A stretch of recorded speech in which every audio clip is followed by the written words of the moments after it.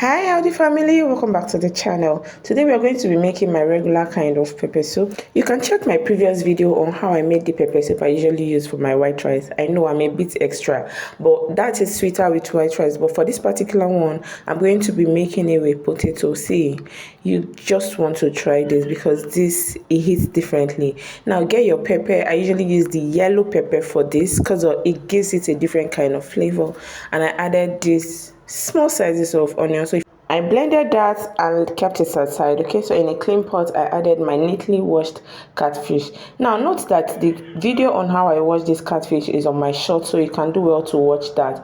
Then I added my already blended onions and yellow pepper. Okay, I blended it smoothly because hold on, I'm still going to add something else.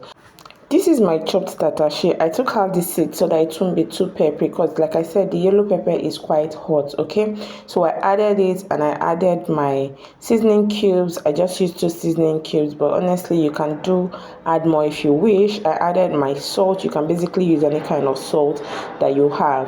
I also added my pepper soup spice, which I got from the market.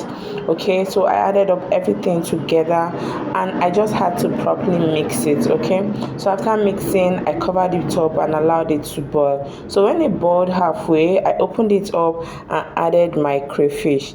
I usually don't like to add my crayfish initially so that it doesn't turn the sauce, it doesn't make it look darker. I don't know how to explain better, but it has happened to me previously, so I realized that this is the way it works better. Okay, so I added a generous amount of crayfish. Let's just say 2 tablespoons is fine. Okay, because this is teaspoon, so I had to add like 4 of it. Okay, so 2 tablespoons is okay for these 2 fishes I used. Okay, so after adding your crayfish, you still stir that up. Eventually after adding this crayfish and I stirred it, I realized that this pepper soup needed more water, so I had to add more water to it. Then I added my uda because I noticed that pepper soup spice is not well, it's not mixed up properly. If you can make this pepper soup spice yourself, it's very okay. But yeah, I added more uda to it because I felt like it wasn't really, tasting out well. I also added my uziza. I already have this blended and it is in my kitchen already. I also added uziza just to give it that pepper soup, taste because I wasn't really getting it.